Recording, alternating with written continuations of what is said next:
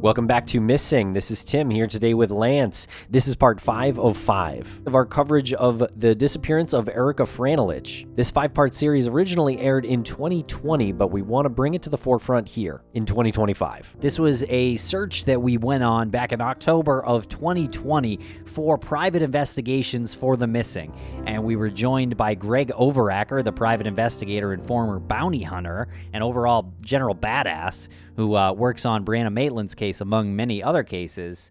He joined us on this search because he is leading the case of Erica Franolich, who is a missing person out of Middleburgh, New York. He is leading that investigation for our nonprofit, Private Investigations for the Missing. That's right. Erica went missing on October 13th, 1986. She was 26 years old, 5 foot 4 inches, 100 pounds. She is a white female. Her disappearance has taken us, along with Greg, to this area where there are numerous caves. There was some talk that there might be something of interest in one of these caves, and Greg introduced us to a woman named Emily Davis, who is a professional caver and led an incredible crew, and really guided us through the process of going into these extremely claustrophobic, tight spaces and digging up from the bottom surface of the cave, everything that's been down there for decades. And we didn't actually go into these crevices, which was lucky for us. This cave was kind of like a hole in the ground, and it goes down about 30 feet. And so Emily's crew sort of navigated their way down there. It's really quite impressive how this entire search came together, all in the name of trying to help missing person Erica Franolich. And while the items that were brought up from the bottom of the cave may or may not have anything to do with Erica's disappearance, the fact that we were there performing this operation, that we were actually taking charge of this investigation behind Greg Overacker really speaks volumes of PIs for the Missing. Absolutely. PIs for the Missing is a nonprofit that we're on the board of, and it was founded by Bruce Maitland, missing person Brianna Maitland's father. And so this vision of his is kind of coming together. You can check out the site at investigationsforthemissing.org. Make sure to follow the social pages as well, because they send out a lot of updates, and it's great stuff, great material. There's also a blog on the site. And it's a great resource for family, friends, anyone with a loved one who went missing and is currently still missing, and they really need to have a licensed, experienced private investigator help them out in their search. And we want to give a big thanks to Emily Davis and her crew, and they are all named in this episode. And you can check out Emily Davis's bookstore.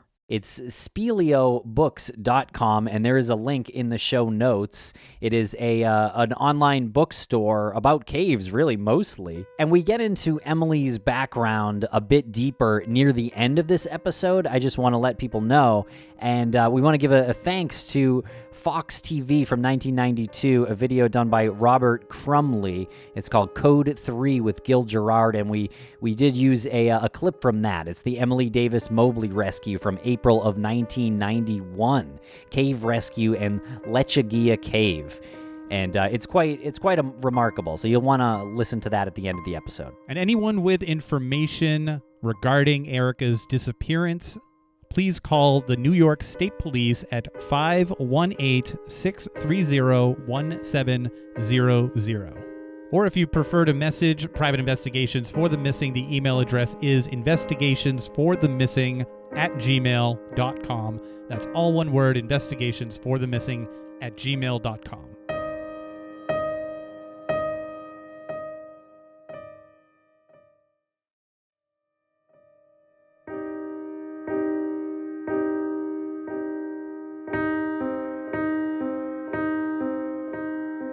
Welcome to the podcast, Greg Overacker. How are you today, Greg?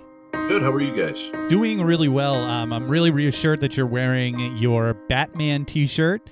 That is symbolic for a couple of reasons. You are a superhero, A, and B, we recently explored some caves, the three of us, plus a very competent crew. So you are now, I guess you're officially like half man, half bat.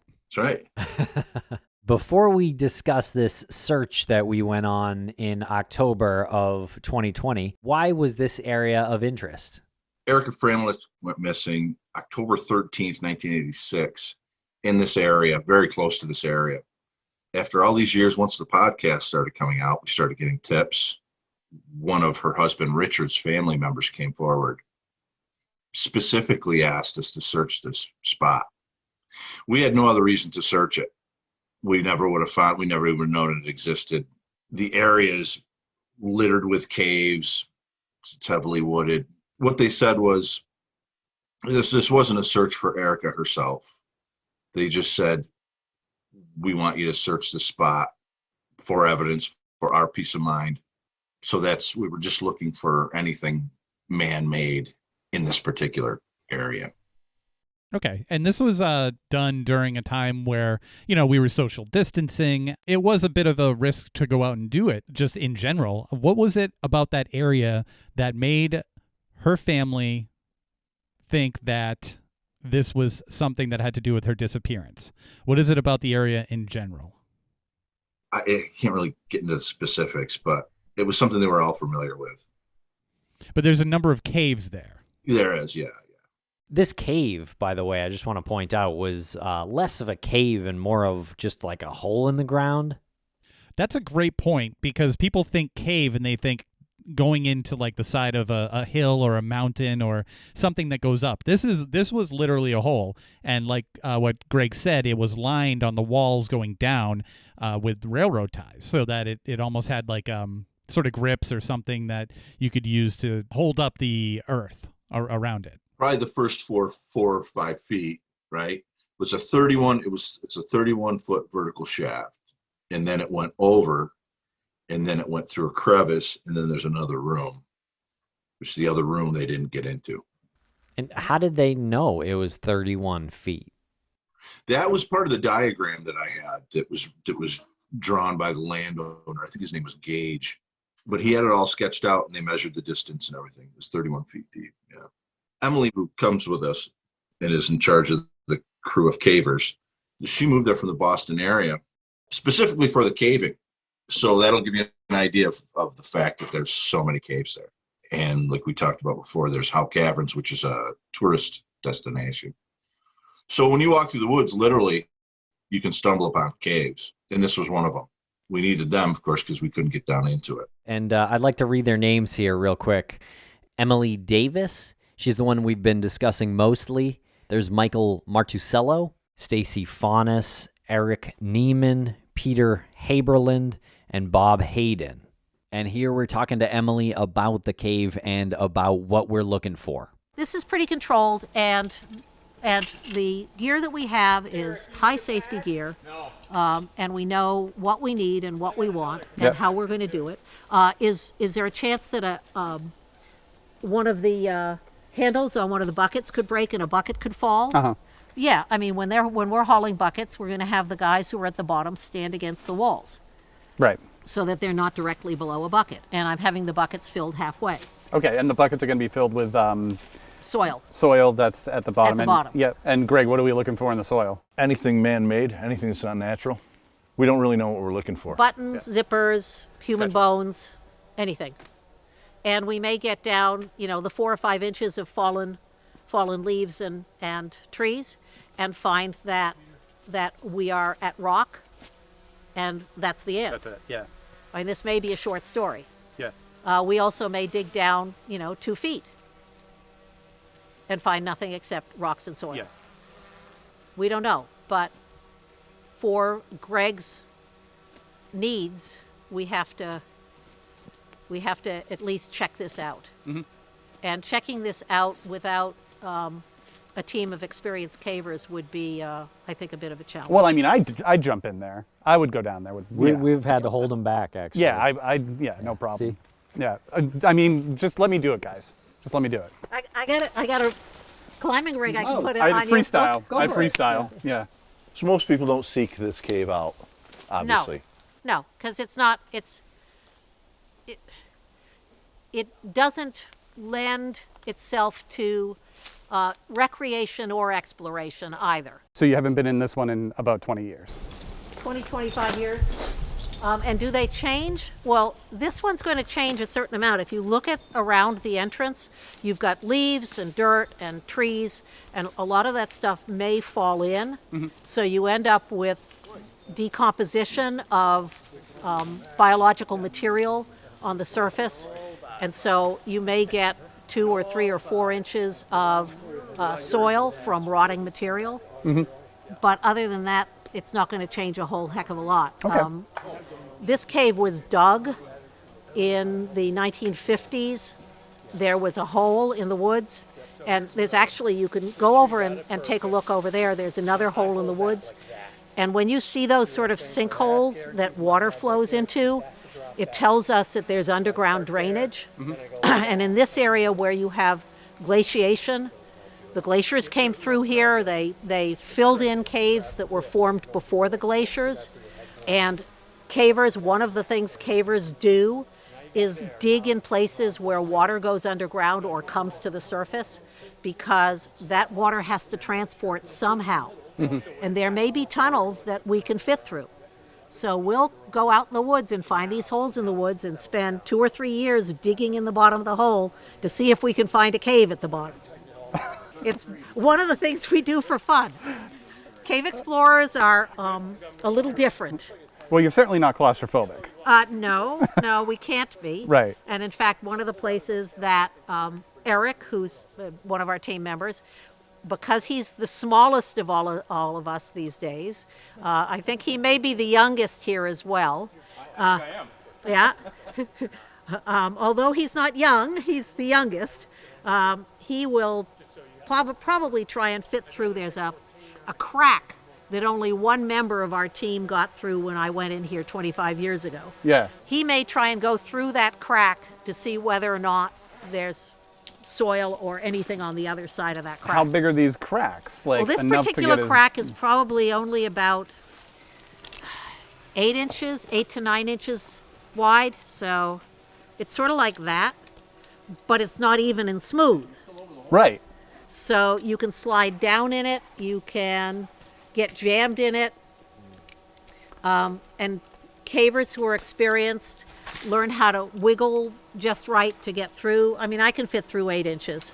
I don't look like I can fit through 8 inches, but I can fit through 8 inches. Well, we gave the GoPro to one of the guys, one of her team members, who came up and they hadn't found anything. So what they were doing was pulling up debris and pulling up trash. It ended up to almost resemble like a trash pit, but more like maybe some washout trash or something. There was dirty diapers that they were pulling up, and we'll get into how they put a time and a date on the trash. But one of her team members, at the end of the day, was like, you know what, it's bugging me because there's this like crevice in the wall. It's like 7 or 8 inches thick. It kind of goes down into a point. It's sort of like cone shaped, but it led to an area that was it opened up into like a dome. So it was sort of another cave on the other side of this rock wall. And he was like, I'm going to go down there and try to see if I can get through. And he took off his uniform to do it because that made him smaller to get through.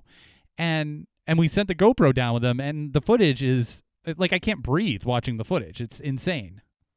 That's the thing, it's shaped like this, and he said gravity will bring you down into it, and then you can't move. Right. That's exactly why he came back up. He said the only way that you'd get something like a body through there is if you were to dismember it and really push it through.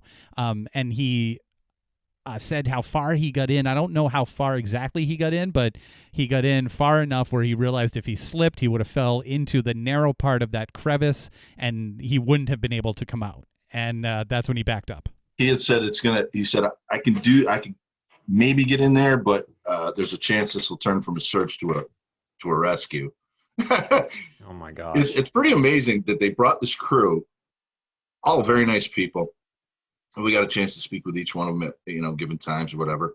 But remember, they had one guy who was tying up these ropes to put the pulleys on, and he knew exactly what he was doing, and they were talking back and forth, and they had a way of speaking to each other so that they made sure each one answered and all that stuff. Yeah, I was shocked at how much debris was around the cave. I was shocked that, when you use a metal detector and you go around outside, you find debris. Where's all this debris coming from? Why is this all here? It's been there accumulated over years and years and years and years. And then when you get down in, the fact that when they started removing the floor and bringing up pieces of the floor, by the way, when I'm sifting, if we had been looking for Erica herself, we would have been treated a lot differently. But since we were looking for, and the ground was really wet, since we were just looking for anything man-made, an item, kind of just did it as quick as we could because it was so wet. But they kept going down, stripping the ground. And then when they get down to garbage, I'm like, garbage? But one of the cavers also explained to me that with flooding and flows and stuff like that, the garbage, stuff like that will go to the cave and end up there and be there permanently. He could explain it a lot better. It kind of flows down there. Yeah, just the human imprint is everywhere. You think it wouldn't. The example is we're all standing there and you turn around and look, not even 100 yards, and there's a car out in the middle of the woods. It's a car from like the 60s, but you're like, what's that doing here? Yeah, car from the 60s with bullet holes in it. It might have been earlier than the 60s. When I saw it, I was like, that's from like the 40s. It looked like Bonnie and Clyde's car. So the cavers were able to put a bit of a timestamp on the cave, on the floor of the cave, when they were pulling up the trash as an indication as to, when to stop looking. They pulled up a glass Pepsi bottle, and one of them looked up when the last time Pepsi made their 2-liter bottles out of glass, and I think the year was 1978 that they said was the last time those glass Pepsi bottles were in production. So that put where they were at least at 1978. Yeah, it was 78 or 80, yeah. Right. But it was long enough where they knew if they dug any further, then you're going beyond 1978. Anything after 1978, they would have pulled up already. Yeah. And she disappeared in 1986. Yeah, that was a little kind of ingenious of them, huh? We're searching for. They started searching for labels, and then they found the bottle. And again, somebody that's not familiar with that, I just couldn't believe the human imprint that was there. So when I searched outside around the cave, around the mouth, I did that a couple of times on my own. I went up a couple of days, nice days. It was just nice to get outside during this thing. It was nice to be up there with all you guys and actually be a little social. I live alone. I was just like a shut-in. But when I went up and searched around, I found all kinds of trinkets and stuff. I actually found a locket, some shells, wire, and different little artifacts. But you think, geez, even just walking through the woods, you'll find things. You'll find bundles of barbed wire, stuff like that. Some shells? What do you mean shells? Turtle shells? Shotgun. Yeah. It's interesting. But, you talk to the landowner too, and they say, look, there's thousands of shells up here. So it would have to be something specific, site specific. But people are hunting up there all the time. Just go up there to shoot. Like that car is just riddled with bullets. And when we were there, it was actually in the middle of bow season, correct? Yeah. Yeah, that's why we weren't worried about being really loud. No, I was being intentionally very loud at some points. Yeah. Now, we weren't intending to find a body. To be clear on that, it was anything that was man-made, anything that might have been related to Erica, something like they threw down there, maybe scattered it amongst the different caves, just anything that would put her there. And can you confirm or deny that anything was found? Was there anything that you're going to be looking at a little bit closer? Yeah, we have some items that we're looking at. I've actually got to get them to Lou. It's nothing I can specifically say has to do with her. And we'll be right back after a quick word from our sponsors. Thanks to our sponsors, and now we're back to the program. Was there some significance to the actual date that we were there on this search? Oddly, we didn't plan that. But that would have been 34 years to the day that we believe that Erica perished. So she went missing October 13th, 1986, but we believe she was killed the 14th. So we were there on the 14th. And that just kind of dawned on us, didn't it? Like the night before, I think it dawned on me. But yeah, odd that we wouldn't even plan it that way. No, and as a matter of fact, we had another date planned several weeks beforehand, and we got rained out. So this was a selection of future dates that was put out there, and it was just kind of random that we all had that one day that we could spare. How close was this area to where Erica went missing? I'd have to say it was probably a dozen miles, maybe 12, 14 miles, maybe, where she was last seen. But where we believe she went missing from, it was probably 2 miles, not even maybe. And that's where we believe she went missing from. Gotcha. And where was she last seen? At the Main Rail Bar, which is now like a coffee shop. What brought her back to the area about 2 miles from where we searched? That was where the Franolich home was. And we believe she made it back there. On her own? They left the bar. No, we believe her and a group of people left the bar and made it back to the Franolich home. Yeah. The bar was closed, and I think it was 87. I could be wrong. But it's on the corner of Railroad Street and Main Street in Middleburgh. Middleburgh's a very attractive little town, isn't it? Very quaint. Yeah, it was quaint and cute. Yeah, and great foliage. Yep. And very scenic. You know, there's kind of little mountains around you, and yeah, interesting place. You head south of there, and you kind of go into the abyss, state forest after state forest, and no real population to speak of for miles and miles and miles and miles. It's a bizarre thing where I live. So you guys came in from the opposite direction. There's something called Route 20, US Route 20. Once you cross over that, head into Schoharie County, it's a whole different world. Everything's different. The landscape just changes greatly. Did you have any communication with Erica's family before we did the search? And did you have any communication with them after? Yeah, I stay in touch with her sister quite often. So she knew what was going on. And I've talked to her since. I can't even imagine what this family's been through all these years. Her parents passed away. She's had brothers pass away. As a matter of fact, when I started this, the first person I got in contact with her was Erica's brother, Dana. And he's since passed away. And he was texting me. He was in pretty rough shape, but he was texting me and saying, you got to do this for me. You got to find her, encouraging me and stuff like that right to the end. So Erica's disappearance really took a lot out of him. Yeah, the whole family, over the years. And they've tried and tried and tried to get some peace over the whole thing. And they're happy we're on board, that's for sure. Absolutely. It's one of the few cold cases that I personally feel like is 1 or 2 steps away from being solved. What's your opinion on that? Oh, it's absolutely solvable. Absolutely. And anyone that looks at it will tell you that, professionally or not. It was funny to talk to people that are professionally are involved, even the people that are removed from it but are familiar with it, people that are long since retired. I mean, there's 34 years. There's guys that are long since retired from this. The guys that had the case for a very short time, moved on, had their police career, and then retired. They all say the same thing. Not a whodunit, absolutely solvable. And because there was a huge gap in the investigation, this is my opinion. I think a lot of people would agree that there was some huge gaps, years long, where the case was just kind of dormant and he was given a pass on the whole thing. That I dubbed her the forgotten girl because it was like people forgot about her. I mean, that was the whole thing we go into with Bruce and with Brianna and stuff like that too. Is I think there's certain people that, I mean, professionally, I know they care and they want to solve it and all that other stuff.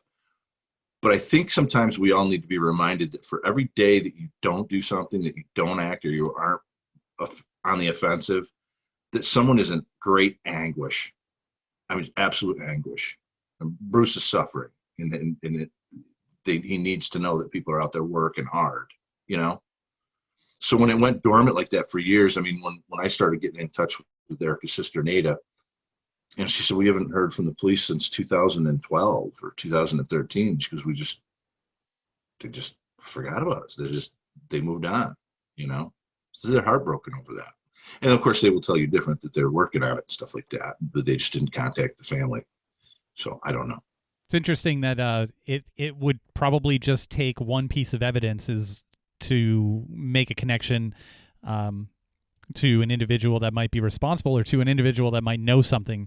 And do you believe that this one piece of evidence is still out there in one of those caves around the area that we searched? Do you think if we went back there 2 more times, 3 more times, took Emily and her crew, if we kept going into those caves, do you think that we would find something eventually?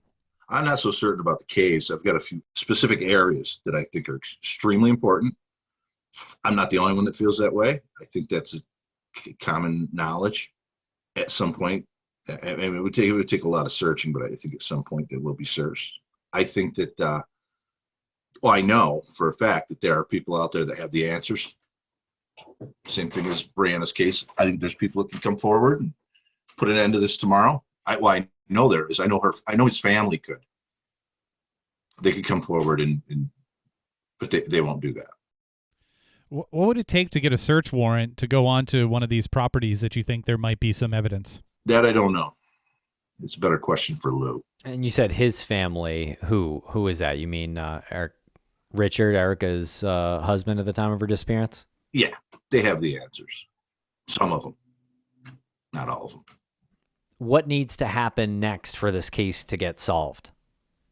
Well, there are people that could come forward. There are people out there in the public that have answers. Absolutely. Without a doubt. Not even a question. That could happen. Family members could come forward. That could happen. A search could be fruitful. That could happen. So we're going to keep pushing and pushing and pushing. So like the same with Brianna's case, we talk about this a lot during that, is that our information as private investigators go to the police, 100% of it, at some point. Very little, sometimes none, comes back. And that's okay. That's the way it's supposed to be. That's the way it works for a lot of different reasons. So we're okay with that. But we do know through our work, and then I'm sure they're very aware that there are people out there that have the answers. It kind of hurts you as a human being to know that people have these answers and they don't come forward. I don't know what kind of a shitty person you have to be, but it's a fact. And just the fact that it happened, we deal with it in Brianna's case and then we deal with it in Erica's case, just shows you that it's not that unusual. If someone were to come forward because they heard about the searching that's going on and, the independent searching, your work with law enforcement in the area, if someone were to come forward, would that be enough to warrant getting permission to search, like to get a search warrant? Is that enough? That's a good question for Lou. Yeah. Yeah. Because I mean, anyone could come forward and say, "Listen, I saw this happen on this night. I saw exactly where they dumped a body. I'm 100% sure." Like, where do we go from there? Are they coming to you, or are they coming to law enforcement, or are they emailing us at Crawlspace? Well, hopefully, eventually, that would get to law enforcement. A lot of the property around there now, it would be a matter of getting just permission, because it's no longer owned by the family. I mean, there was a large swath of property that was owned by the family. It just isn't anymore. So maybe that would be an option. And how much of the original property does the family now own? So the original property was 102 or 110 acres, I think. When the father passed away, the property was broken up.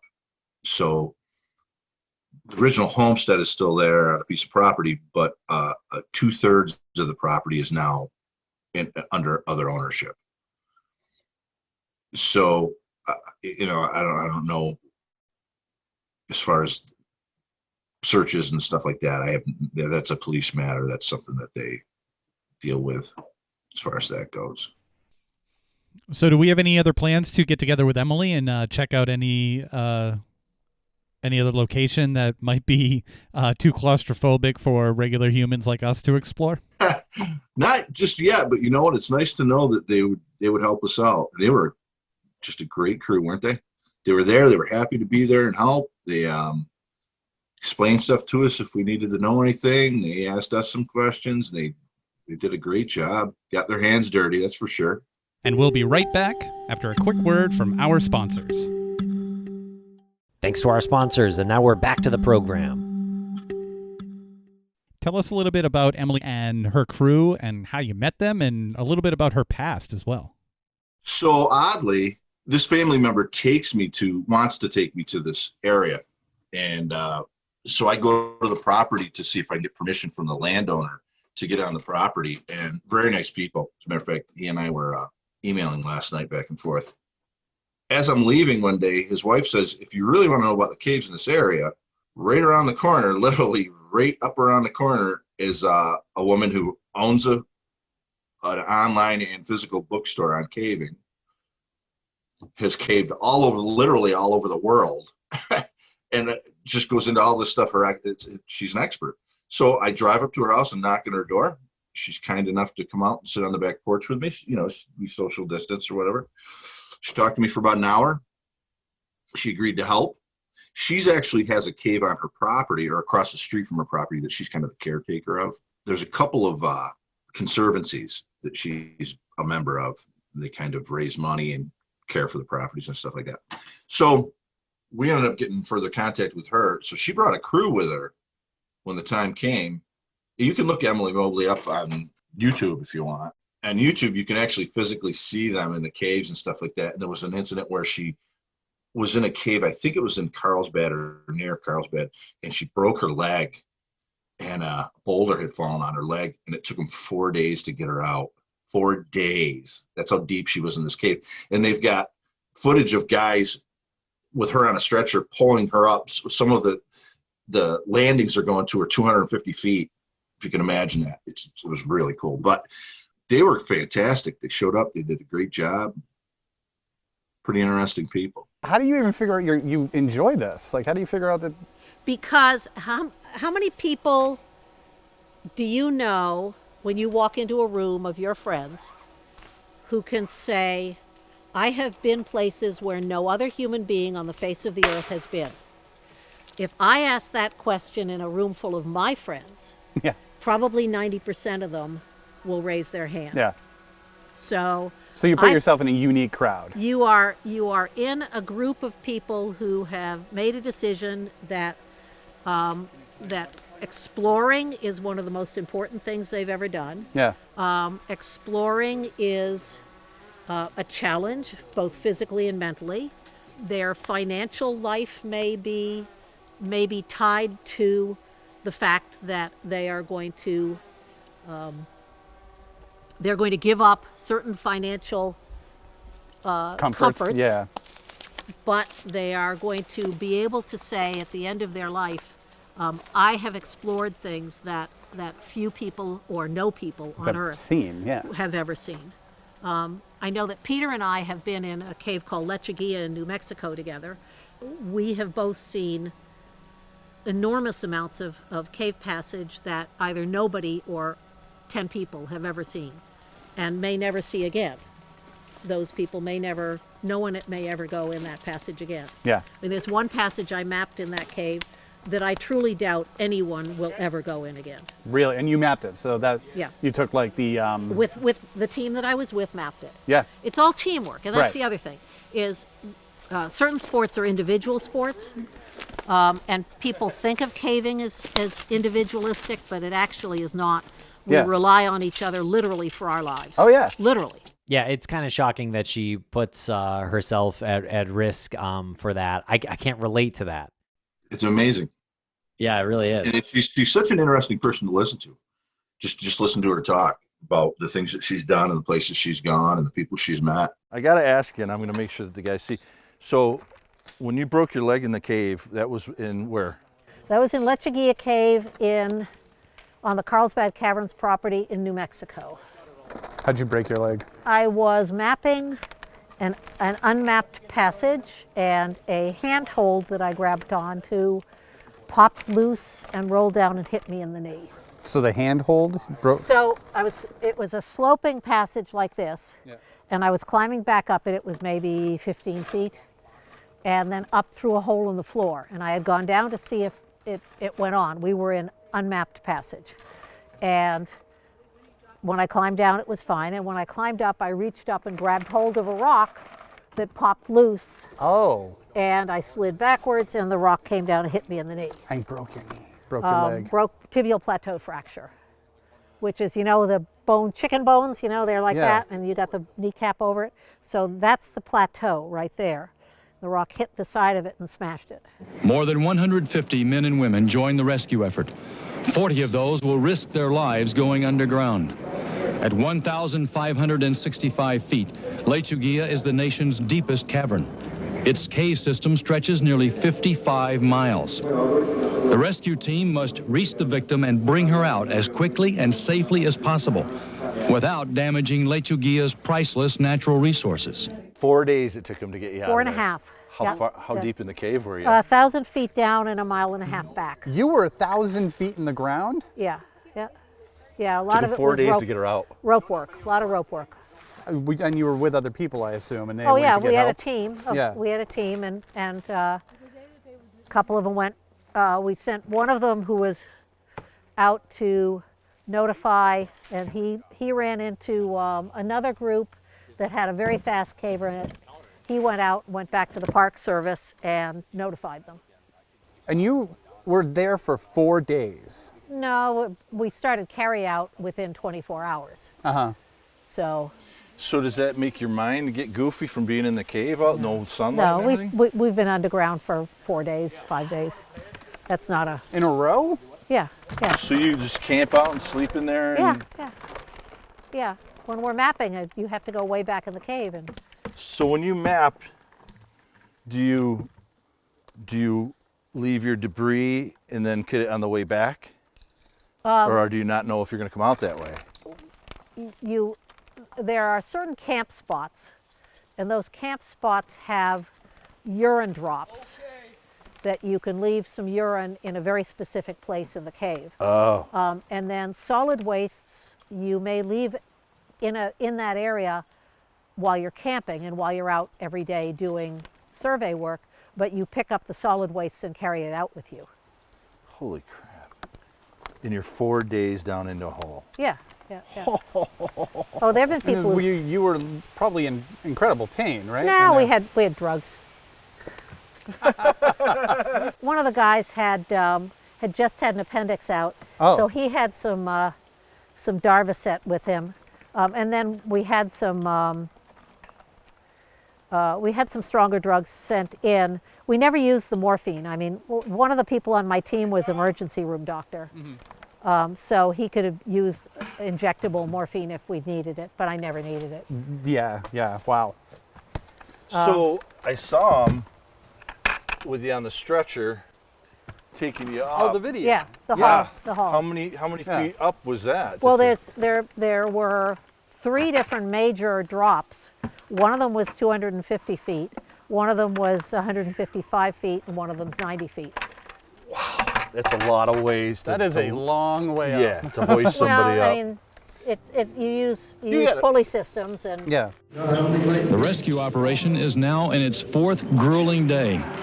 The team faces its last and most challenging vertical ascent.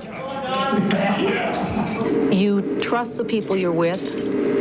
You have to have trust in them. You're trusting your life to them. And you have to make a commitment to them as well. It's almost a barter system of goodwill and caring. After nearly 100 exhausting hours in the hands of her fellow cavers, Emily Davis Mobley once again sees the bright stars in the clear New Mexico sky. And she's a leader, too. Just being around her, you saw how she could lead her crew, and she instilled a lot of confidence in them. They were willing to go do things that, like Tim said, we have no desire to do these things. You have no desire to do this. It's extremely claustrophobic. Even if you don't have claustrophobia, you'd get it. You know, if you've never done that before, you drop down there 6 feet and think that you were 500 feet in the earth and in a tomb. You know. Just listening to the stories of going down there and going through an 8-inch crevice got me claustrophobic. I didn't even want to listen to them.